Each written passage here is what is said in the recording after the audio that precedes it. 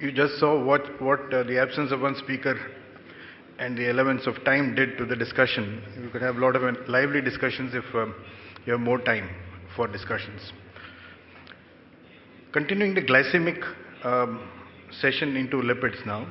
Of course, this session has three different talks which are not necessarily related to each other. What I'll be doing, or what I've been given the job to do, is to present a bird's eye view of trying to prevent cardiovascular disease with a lipid perspective in a setting of insulin resistance and diabetes.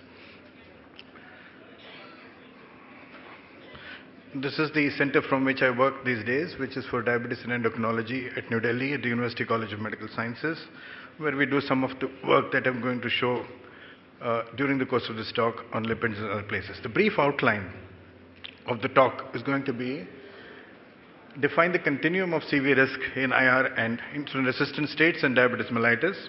Talk a little bit about pathophysiology without getting into the nuances, because remember, we are only having a bird's eye view and not going into the depths of any of these issues.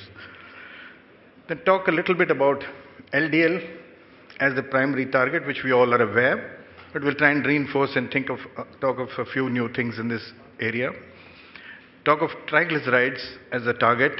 What are the limitations, briefly? HDL, does it continue to be a target at all for serious risk reduction? Does postprandial lipids or a non-fasting lipid estimation, or is it something to do with cardiovascular risk? And then briefly conclude by taking a few points from the recent guidelines on lipids which have come out, and then summarize. I think from the talk, what I thought was this is the important concept to understand, that as far as coronary artery disease or CV risk is concerned, it's a continuum. The lowest risk people are right at the bottom, which is almost the entire population or a large chunk of the population. Some of them have multiple risk factors, do not have cardiovascular disease, of course.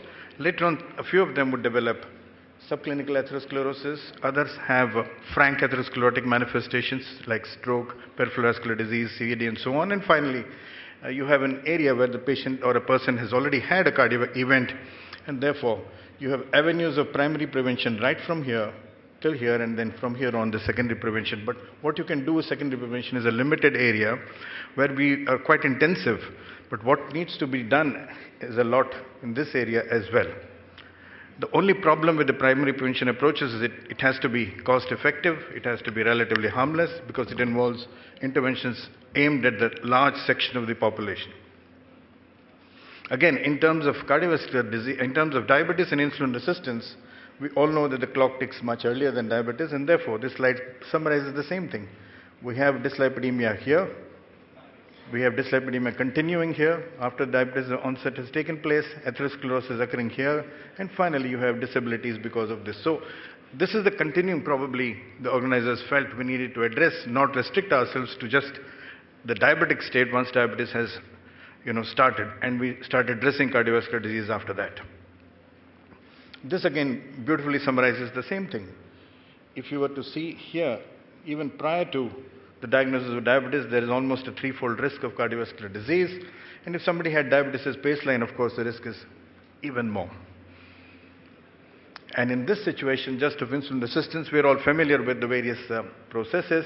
We have a huge chunk, or the important part of dyslipidemia, which contributes to the risk of atherosclerosis by a host of mechanisms and pathways which I don't have to dwell on. And therefore, we need to consider that. Just for a minute, we all know this, but I want to just show you that it is despite the fact that we are focused on LDL, the triglyceride continues to be the driver of most of the atherogenic dyslipidemia in the context of insulin resistance and diabetes. If you have a TGs which are less than 90 or more than 175, you have a clear demarcation of what happens in terms of the downstream events. If you have a low triglycerides, this is the path that follow. You have large LDLs. If you have high triglycerides, you have more remnants, and these remnants are difficult molecules and difficult to hydrolyze. You have smaller LDL particles, smaller HDL particles, and all of these contribute, and these don't function properly, don't attach to the receptors properly, are not cleared away properly, and so on. And therefore, The, the atherogenetic risk or atherogenic risk is far higher when this pathway is followed in a setting of high triglycerides. So you would understand, and probably we are all aware already, that it's the triglycerides which push or drives the dyslipidemia of insulin resistance. We need to keep that in mind, despite the fact that as far as the target is concerned, we're still focused on the LDL. Even after diabetes has occurred, this slide just summarizes the fact that you still have very high risks of myocardial infarction, stroke, and CV death. And this is basically a continuum. Risk factors, the diabetic state, and the cardiovascular disease, either directly or through the diabetes. So these risk factors not only operate by directly risking for cardiovascular disease, but also through the double risk by causing diabetes as well as CV risk. Once you have diabetes along with these risk factors, you have a pronounced increment in the risk for CV risks, and therefore this concept also we need to keep in mind. The various mechanisms we all know because of various factors, and these are the events that take place, as we again know, and dyslipidemia interacts with a host of other factors to cause subclinical atherosclerosis, progresses to atherosclerotic clinical events, which we are concerned about. Now talking about LDL as the primary target for this reduction. So we've understood the risk. What are the targets? Statins, we all know, is a potent agent which lowers the LDL, and it consistently is shown in all studies to decrease the LDL and reduce CVD events, and it's the agent of choice for lipid lowering in most treatment guidelines. We all know that. An important component of all multifactorial diabetes treatment management. All this is known, and this is the evidence, whether primary prevention or secondary prevention. You have enough evidence. You have significant reductions of cholesterol documented all along across the board, and therefore the benefits have been clearly documented. Reduction of CVD events has been demonstrated, so we don't need to even talk about that. What we're talking about in this area will come after a few slides. This beneficial effect, mind you, should be understood in this context of this slide. Not only it is because of the lowering of LDL, but the statins also have other effects, including raising the HDL, some lowering of TGs, and also affecting other markers. So let us keep that also in mind in terms of the statin benefits. And therefore, currently we are using it in primary prevention, secondary prevention, stroke prevention, and so on. These are the standard ADA recommendations. I don't need to get into it again, except to say that, statin therapy is indicated to lifestyle treatment, regardless of the baseline lipid levels, with overt CAD, without CAD, more than 40 years, we have one or more of the risk factors, you have to give statins. For patients who are at lower risk, you give lifestyle treatment, and if the targets are not reached, then of course you add pharmacotherapy, especially if there are other risk factors involved. Broadly, this is more or less the same thing, except that we're focusing on a goal of less than 70, which we again know about. Now, three issues regarding this I wanted to focus. We know that we bring down the LDL to 100, in some cases to 70. But if you were to see this slide, this is a study which was published in as old as 2005, it shows that a reduction of 1 millimoles or nearly 40 milligram per deciliter of LDL leads to a 20 to 25% risk reduction in CVD, regardless of the baseline LDL level. Once we say that and accept this, then the LDL level, whatever be the level, it should be lower than what we aim, because any benefit which is lower, we are denying if we don't go below 70, for example. So this is one part of it. So maybe we have not yet defined the lowest or cutoff for bringing down LDL. We have stopped at 70 because earlier there were some concerns about harmful effects of low LDL cholesterol, but this study, if we keep in mind, maybe there is a case for reducing the LDL cholesterol even further. Now, should we give LDL-C for all? Now, if you see this study, I won't go into several studies. There's a debate or there's another session on statins for all. But if this is a recent study, again in 2012, the effect of lowering LDL cholesterol with statins in people at low risk of vascular disease. That means their initial risk or 5-year risk of major vascular events was lower than 10%. Normally, guidelines would suggest don't do anything to LDL cholesterol, don't give statins.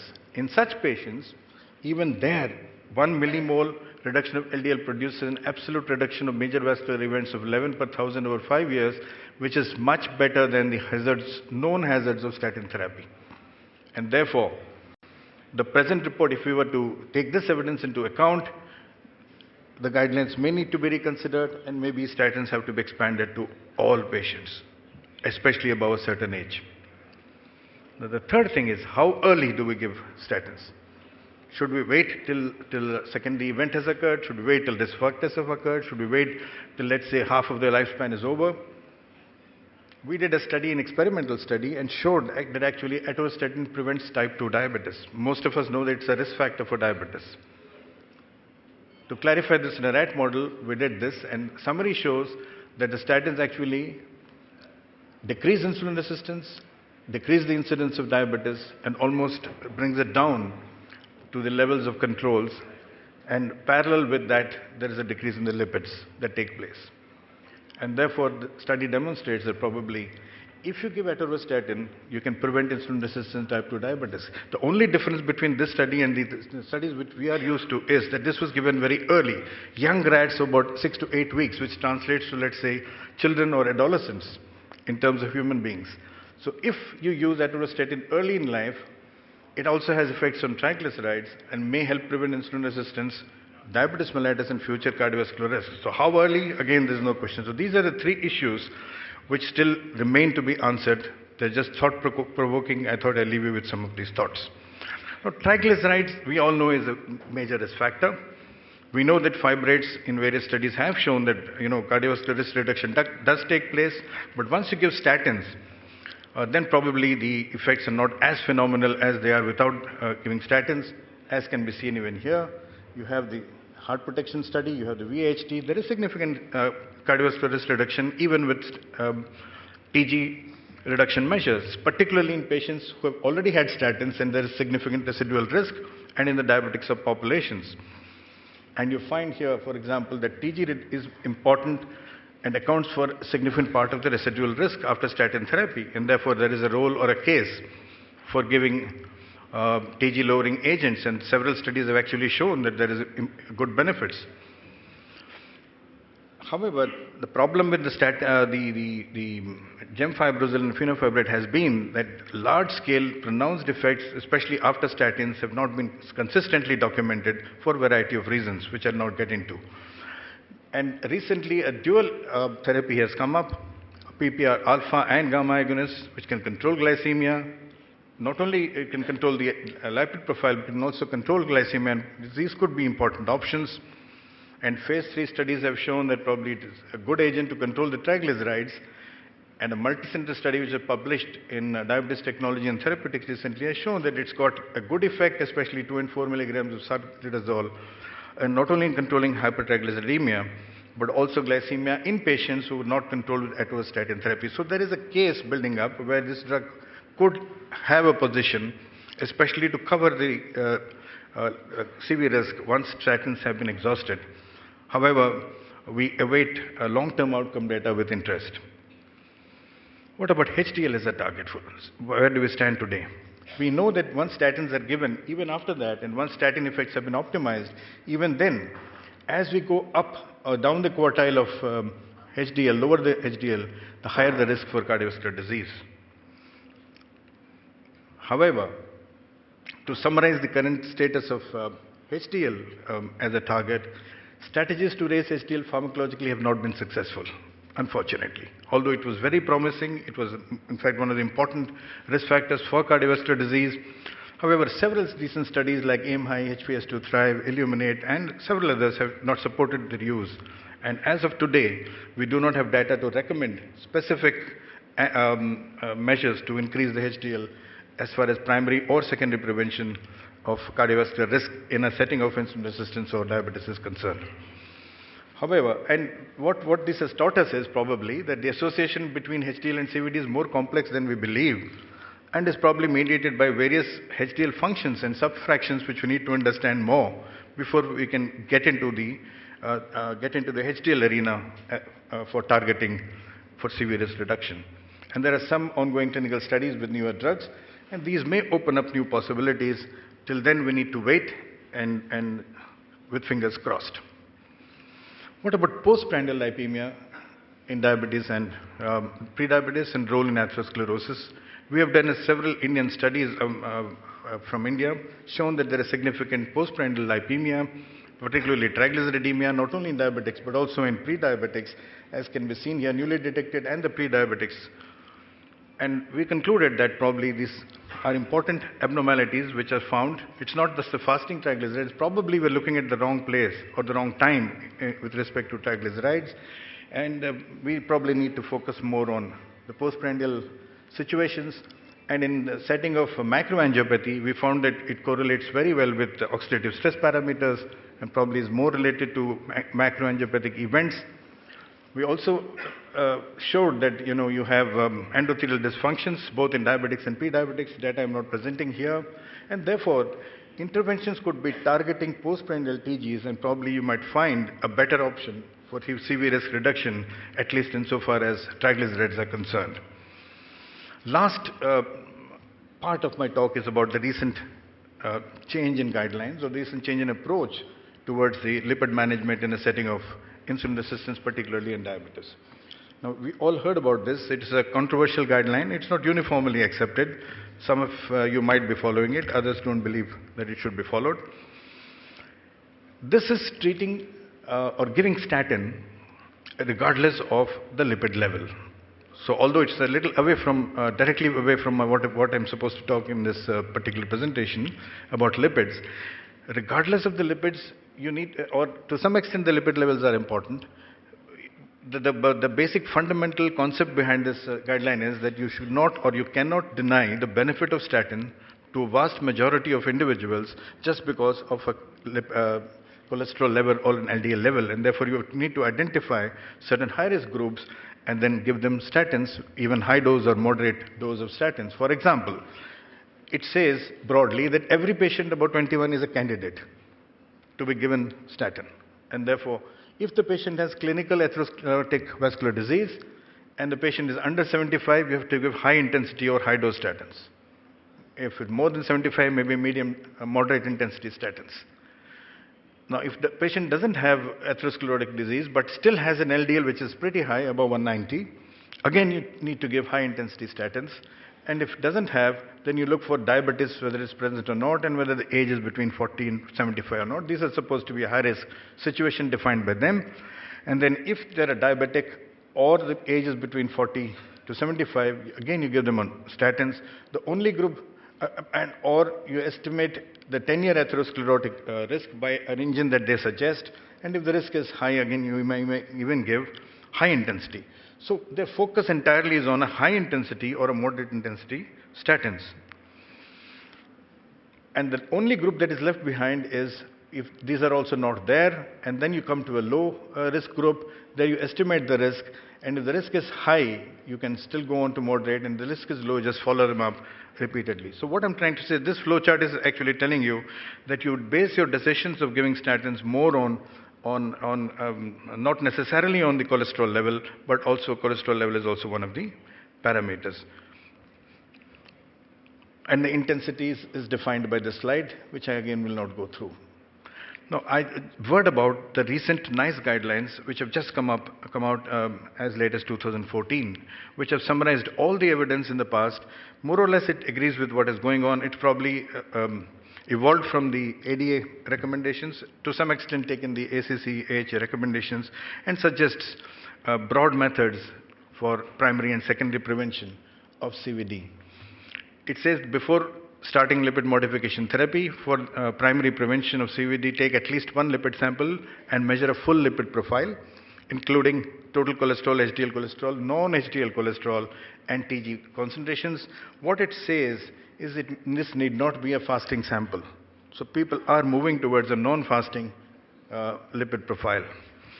Offer atorvastatin 20 milligrams for the primary prevention of CVD to people who have a 10% or greater 10-year risk of CVD.